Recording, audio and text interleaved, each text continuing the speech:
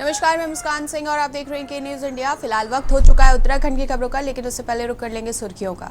CM Dhami ने किया Gaza Ghantakarna महोत्सव का शुभारंभ। बोले पर्यटन की दृष्टि से महत्वपूर्ण स्थान हरिद्वार और हिमालय के दर्शन यहीं से होते हैं। देहरादून एयरपोर्ट को 6.40 करोड़ कर वसूली का निगम ने दिया नोटिस। वेबसाइट, भवन, स्कूल, होटल व बैंक सहित 35 संस्थानों को जारी किया गया नोटिस। ग्राम पंचायतों की समिति करेगी नहर, नलकूप व लिफ्ट नहरों का संचालन। मुख्य सचिव आनंद वर्धन ने दिया निर्देश। एम्स को 10 दिन बाद भी नहीं मिल पाई नई हेली एम्बुलेंस। 17 मई को केदारनाथ में हेलीकॉप्टर हुआ था क्षतिग्रस्त। नैनीताल जिले के गांव में लगेगी 1400 सोलर स्ट्रीट लाइट। हादसों को रोकने के लिए मिलेगी मदद। निजी कंपनी के सीआरएफ फंड से मिलेगी आर्थिक सहयोगी। बागेश्वर का जिला सैनिक कल्याण अधिकारी सस्पेंड। 50,000 की रिश्वत लेते विजिलेंस ने पकड़ा था। मंत्री ने आदेश पर हुई थी कार्रवाई। आप देख रहे हैं के न्यूज, खबरों का साथी। रुक कर लेते हैं खबरों का। खबर आपको टिहरी गढ़वाल से बता रहे हैं, जहां टिहरी गढ़वाल के गजा के मुख्यमंत्री पुष्कर सिंह धामी ने प्रथम घंटाकर्ण महोत्सव 2025 का दीप प्रज्वलित कर शुभारंभ किया। उन्होंने घंटाकर्ण मंदिर में पूजा अर्चना के साथ शहीद बेलमती चौहान की प्रतिमा पर माल्यार्पण किया। सीएम ने महोत्सव को क्षेत्र की संस्कृति और पर्यटन के विकास का जरिया बताया। महोत्सव के दौरान मुख्यमंत्री ने क्षेत्रीय विकास में से जुड़ी कई घोषणाएं की और शहीद विक्रम सिंह नेगी के गांव की सड़क को उनके नाम करने की घोषणा की। साथ ही एमबीबीएस, आईआईटी, नौसेना में चयनित बच्चों को सम्मानित किया। इस मौके पर कैबिनेट मंत्री सुबोध उनियाल ने मुख्यमंत्री को क्षेत्र की 15 सूत्रीय मांगे सौंपी। आयोजन में विभिन्न विभागों की ओर से स्टॉल लगाए गए, जिनमें जन कल्याणी योजनाओं की जानकारी दी गई।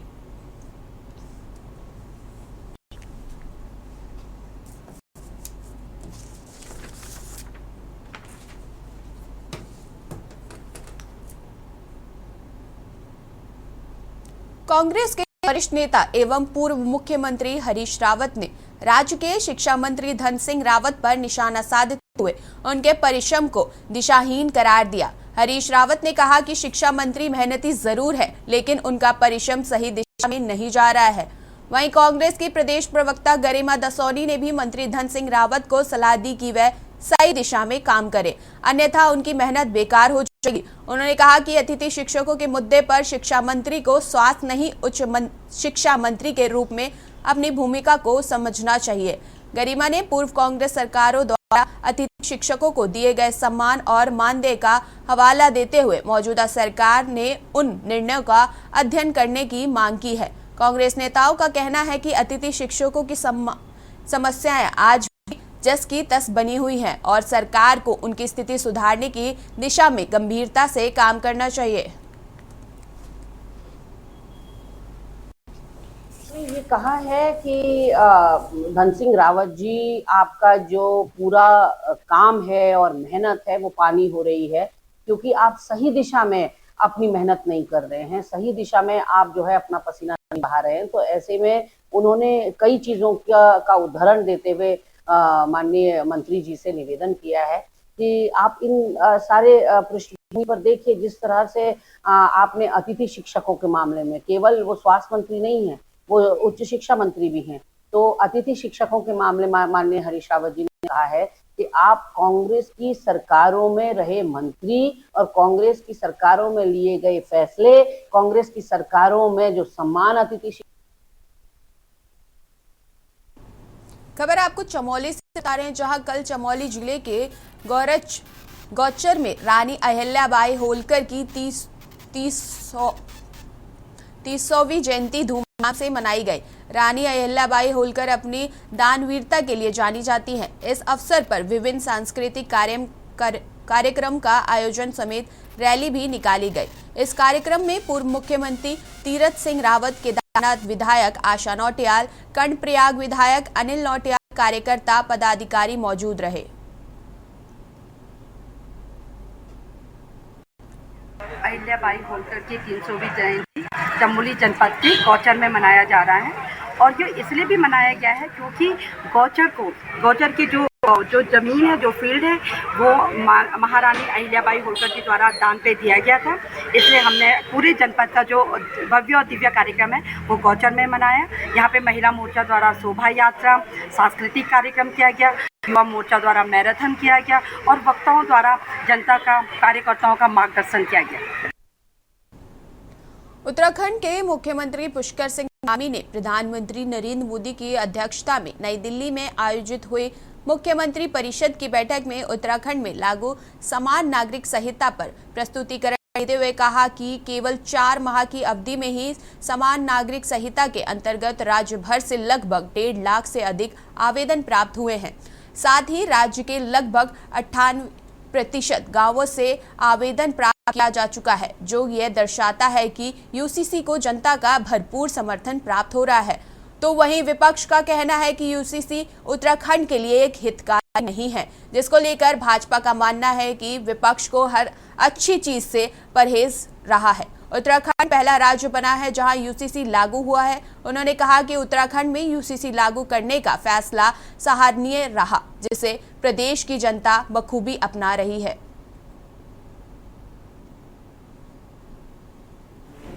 उत्तराखंड के मुख्यमंत्री पुष्कर सिंह धामी ने प्रस्तुतिकरण में बताया कि यूसीसी का बिल का मसौदा तैयार करने के लिए 27 मई 2022 को जस्टिस रंजन देसाई जी की अध्यक्षता में एक समिति का गठन किया गया।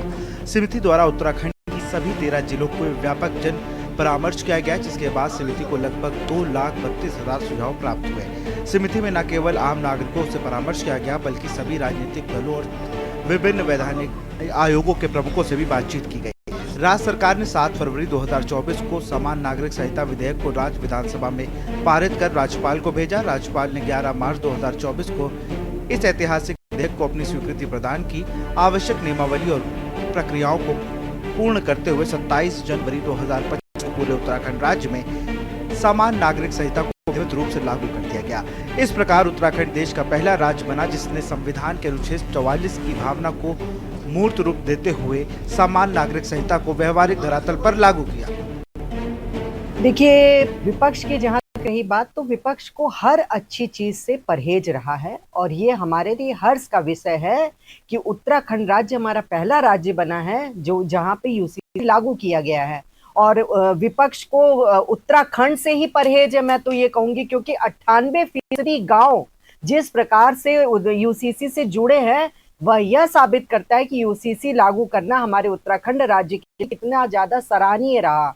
और 1.5 लाख से अधिक जो आवेदन आ गए कुछ ही समय में, वह यह दर्शाते हैं कि उत्तराखंड राज्य में यूसीसी लागू करने का ये जो फैसला रहा वो बहुत ही सराहनीय रहा और यहाँ की जनता इसे बखूबी अपना रही है। नहीं है, ये तो जब यूसीसी कानून जो है वो लागू किया गया था इस प्रदेश में, वो तो तभी पता था, क्योंकि आपने, और सवाल हमारा यही था कांग्रेस पार्टी का आपसे कि आपने जो है जनजाति जो पॉपुलेशन है उसको यूसीसी के दायरे से बाहर रख दिया है। तो जाहिर सी बात है, अगर उसको इस दायरे से बाहर रख दिया है तो जो 98% गाँव है वो जुड़ेंगे। दूसरी महत्वपूर्ण बात कि अगर आप आधार कार्ड से लेकर के मनरेगा कार्ड हो गया, आपका राशन कार्ड हो गया, अन्य चीजों को भी आप ये बात कह करके जो है हटाने का कार्य कर देंगे कि जब तक आप यूसीसी में रजिस्ट्रेशन नहीं कराएंगे अपने आप को, मैरिज रजिस्ट्रेशन हो या अन्य रजिस्ट्रेशन हो, तब तक आपको ये सारी सुविधाएं नहीं मिलेंगी। तो जाहिर सी बात है, व्यक्ति रजिस्ट्रेशन कराएगा, ये उसकी मजबूरी है। तो मुझे लगता है कि एक ही बात को आप 10-10 बार कह रहे हैं, इससे उसकी जो सीरियसनेस है वो कम हो जाती है। यूसीसी लागू हो गया है, जिस बात पे विपक्ष को आपत्ति है उस बात पे आपको कार्य करना चाहिए, जिस बात पे सवाल आपने हाईकोर्ट में पूछा है उस बात पे कार्य करना चाहिए। मुख्यमंत्री धामी ने यह भी जानकारी देते हुए कहा कि समान नागरिक संहिता जाति, धर्म, लिंग आदि में अंतर के आधार पर कानूनी मामलों में होने वाले भेदभाव को खत्म करने का एक संवैधानिक उपाय है। इसके द्वारा सभी नागरिकों को समान अधिकार देने का प्रयास किया गया है। इसके लागू होने से प्रदेश के सच्चे अर्थ में महिला सशक्तिकरण सुनिश्चित हो सकेगा। इसके द्वारा अब हलाला, इद्दत, बहुविवाह, बाल विवाह, 3 तलाक आदि कुप्रथाओं पर रोक लगाई जा सकेगी। संविधान अनुच्छेद 342 के अंतर्गत वर्णित हमारी अनुसूचित जनजातियों को इस संहिता से बाहर रखा गया है, जिससे कि उन जनजातियों को उनके रीति रिवाज और संरक्षण किया जा सके। समान नागरिक संहिता किसी धर्म या पंथ के खिलाफ नहीं, बल्कि ये समाज की कुप्रथाओं को मिटाकर सभी नागरिकों में समानता से समरसता स्थापित करने का एक कानूनी प्रयास है। जिसकी परिकल्पना हमारे संविधान निर्माताओं ने भी की थी और राज्य के नीति निर्देशक में इसे सम्मिलित किया गया था। दावे हैं सरकार के, बिल्कुल भी इस प्रकार की व्यवस्था नहीं हो पाई है, बहुत मुश्किल में है, बहुत दिक्कतें आ रही हैं जनता को इस प्रकार के ये जो यूसीसी का जो सिस्टम लेके आई है सरकार, जो पंजीकरण विवाह पंजीकरण के लिए अनिवार्यता कर दी है, उससे लोग बहुत परेशान हैं। जो व्यवस्था पहले से थी उसी को आगे लाया जाना चाहिए था। सब रजिस्ट्रार कार्यालय में होते तो बड़े अच्छे ढंग से होते, लेकिन जो ऑनलाइन की व्यवस्था है उससे बहुत दिक्कत जनता को झेलनी पड़ रही है। कई बुजुर्गों को भी करना पड़ रहा है क्योंकि उनको अपने जो सरकारी दस्तावेज है उसमें दाखिल करने हैं, उनको भी बहुत दिक्कतें हो रही है। कई बार पिन आता है, उसको पिन कोड नंबर आना चाहिए, वो ये आना चाहिए, तमाम झंझटें हैं, तो बहुत दिक्कत महसूस की जा रही है। और जहाँ तक सरकार का दावा वो बहुत ही गलत है, बहुत ही जिसको कह सकते हैं कि कोई मायने नहीं है उसका। एक उपलब्धि है और माननीय मुख्यमंत्री श्री पुष्कर सिंह धामी जी ने जिस तरीके से यूसीसी लगाया और यूसीसी के जो फायदे हैं वो मुझे लगता है कि पूरे प्रदेश को मिलने जा रहे हैं। और उन्होंने अपने जो बैठक रही उसमें भी प्रस्तुतिकरण किया है कि जो 98% गाँव में, इलाकों में, क्षेत्रों में यूसीसी का प्रभाव है और बहुत अच्छे तरीके से लोगों ने उसको एक्सेप्ट किया है और लोग मान रहे हैं कि जो भी यूसीसी के अंदर प्रावधान रखे गए हैं वो बेहतर हैं। और क्योंकि जनमानस के हित में है, जनमानस की जो एक कार्यशैली है उसके हित में है, तो मुझे लगता है जो ये यूसीसी का जो निर्णय रहा पुष्कर सिंह धामी जी की सरकार का, बहुत ही बेहतर और ऐतिहासिक निर्णय है। आगामी इसके बहुत अच्छे परिणाम आने वाले हैं। वर्तमान में स्थिति को ध्यान में रखते हुए युवा पीढ़ी, विशेष रूप से युवक युवतियों की सुरक्षा सुनिश्चित करने और उन्हें संभावित सामाजिक जटिलताओं एवं अपराधों से बचने के उद्देश्य से इसमें लिव इन रिलेशनशिप के लिए पंजीकरण के लिए अनिवार्य किया गया है। रजिस्ट्रेशन के समय आने वाली परेशानियों को दूर करने के लिए ऑटो एस्केलेशन और ग्रीवेंस रिड्रेस सिस्टम लागू किया गया है। व्यापक डिजिटल और भौतिक नेटवर्किंग का परिणाम स्वरूप केवल 4 माह की अवधि समान नागरिक संहिता के अंतर्गत राज्य भर में लगभग 1.5 लाख से अधिक आवेदन प्राप्त हुए हैं। इतना ही नहीं, राज्य के लगभग 98% गाँव से आवेदन प्राप्त किए जा चुके हैं, जो दर्शाता है कि यूसीसी को जनता का भरपूर समर्थन प्राप्त हो रहा है। उत्तराखंड में यूसीसी सफलतापूर्वक लागू होने के बाद अब केंद्र की सरकार जल्द ही अन्य राज्यों में भी यूसीसी लागू करने पर राज्य सरकार से मंथन कर रही है। Uttarakhand desk report.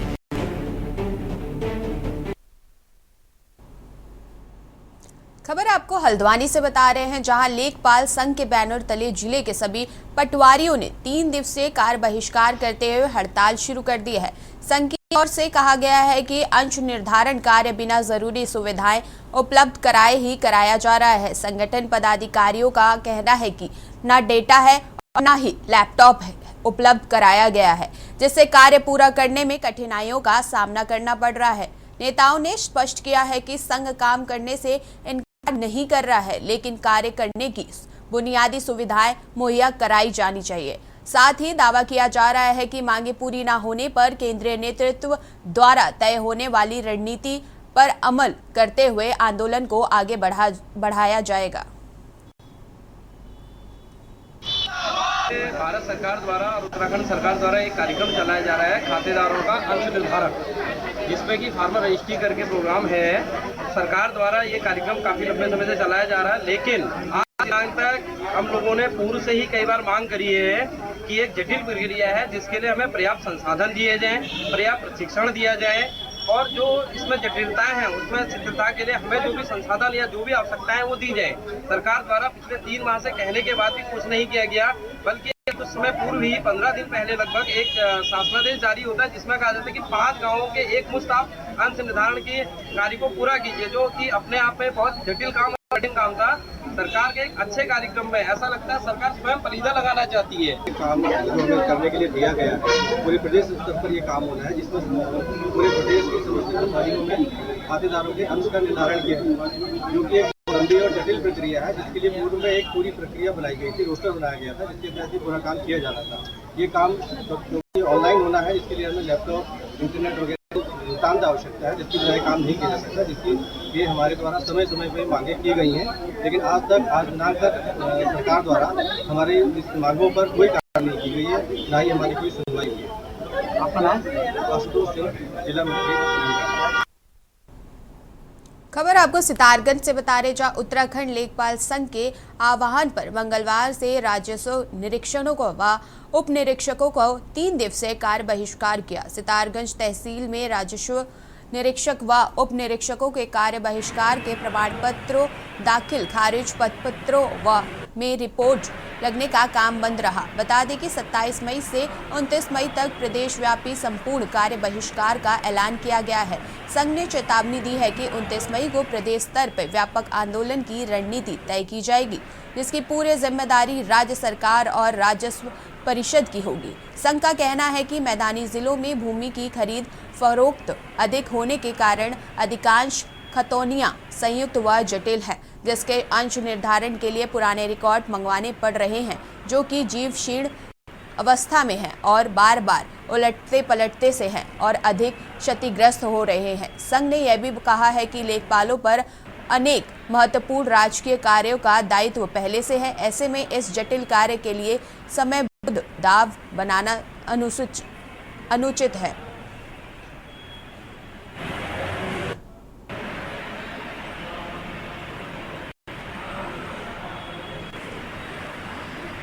उत्तराखंड लेखपाल संघ के आह्वान में जो है हम तहसील सितारगंज में सभी राजस्व निरीक्षक 48 दिवसीय हड़ताल में बैठे हुए हैं और इसमें जो हमारी प्रमुख मांगे हैं कि अंश निर्धारण का जो कार्य है उसमें कोई डेडलाइन नहीं होनी चाहिए और उसमें जो खतौनी लाने की जिम्मेदारी है वो संबंधित काश्तकार की है एवं विभिन्न मांगों के संबंध में हम लोग हड़ताल में बैठे हुए हैं।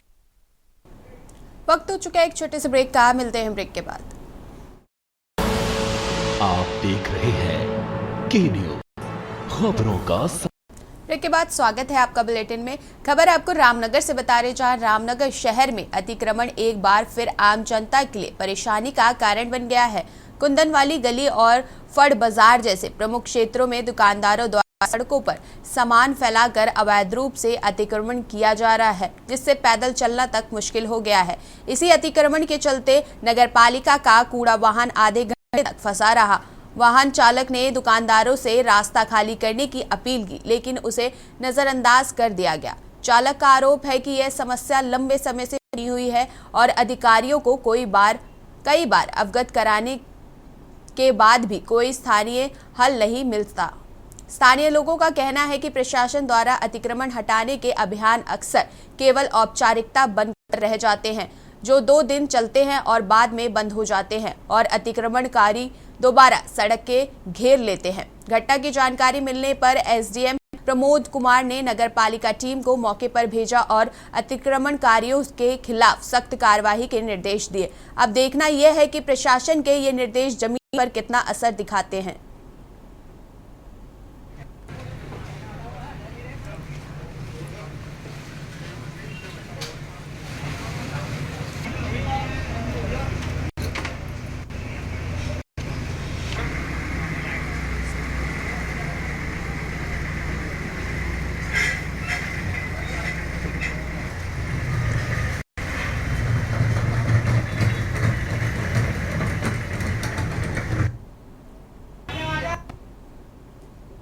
खबर आपको लक्सर से बता रहे हैं, जहां बालावाली तिराहे स्थित सिद्ध बाबा नर्सिंग होम में डिलीवरी के बाद संगीता नामक महिला की मौत हो गई। परिजनों ने अस्पताल के डॉक्टरों पर इलाज में लापरवाही का आरोप लगाते हुए हंगामा किया।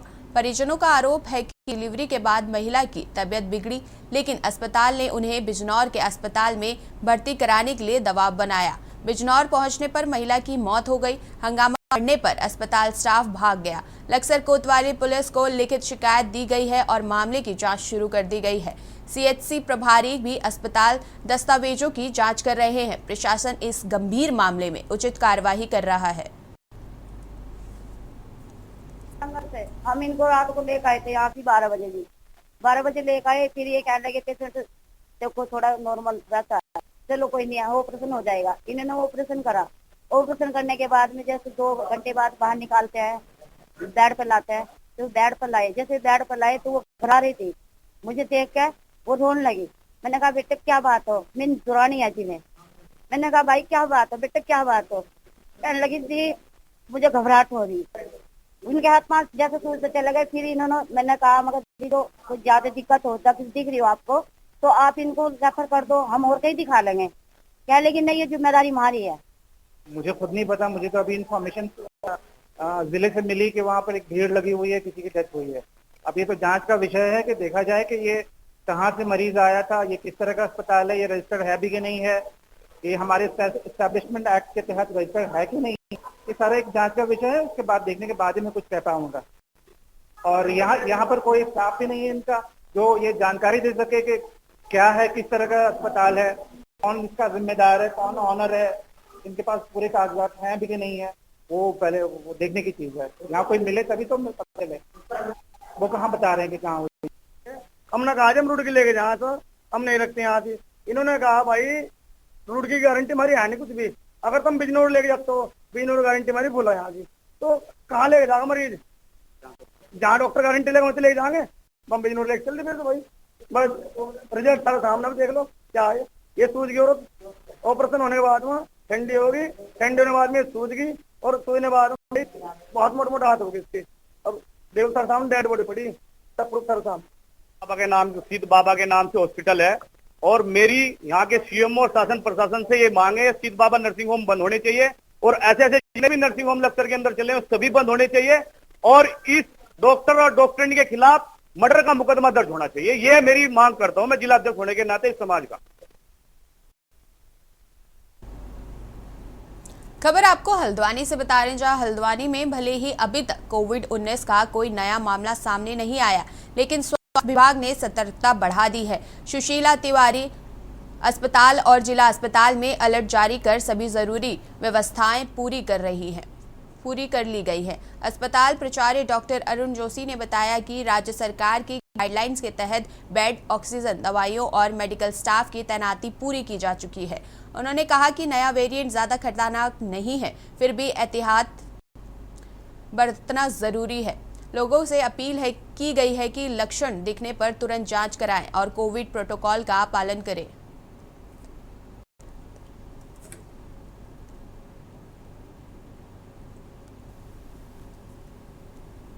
पिछली बार वैसे ही हुआ था, तो अभी जैसे है कि अभी तो है कि पहले सेंसिटाइज हो जाए लोग कि अगर कोई इन्फ्लुएंजा लाइक इलनेस आ रहे हैं तो उसकी भी टेस्टिंग पड़ेगी। हमने एक वार्ड आइडेंटिफाई कर रखा है 42 बेड का जो कोविड के नाम पे बना था, उसको उसी से कर भी दिया, तो वो वार्ड है। तो उसमें 42 बेड है, उसमें ऑक्सीजन भी है, वेंटिलेटर्स भी हैं, मॉनिटर्स भी हैं और टोटल आइसोलेशन में और लोग वहाँ नहीं आएंगे ना, मेनली आइसोलेशन का डाउनिंग एरिया, वो ये पहले प्रोटोकॉल्स है, donning area, doffing area, PP kits के सिचुएशन इंप्रूव्स एंड बढ़ती है तो उसके बाद कहाँ भर्ती करने का फिर वैसे वार्ड कर रहे हैं, वार्ड कुछ करेंगे फिर करेंगे, वैसे ही चलना पड़ेगा। फिर होता है कि जैसे लास्ट टाइम क्या था, अब क्या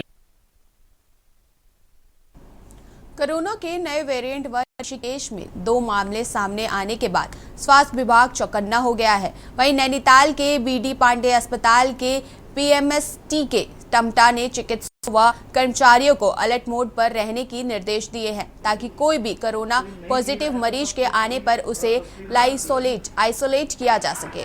इसको लेके जिला अस्पताल में आइसोलेशन वार्ड तैयार किया गया है। बीडी पांडे हॉस्पिटल के पीएमएस डॉक्टर तरुण कुमार टमटा ने बताया कि हम अपनी पूरी तैयारी में हैं। पीपी किट, ऑक्सीजन मास्क आदि आवश्यक जरूरत दवाइयों को और नर्सिंग स्टाफ को अलर्ट किया गया है। वहीं लोगों से पैनिक ना होते हुए और भीड़ से बचने और एहतियात बरतने की सलाह दी गई है।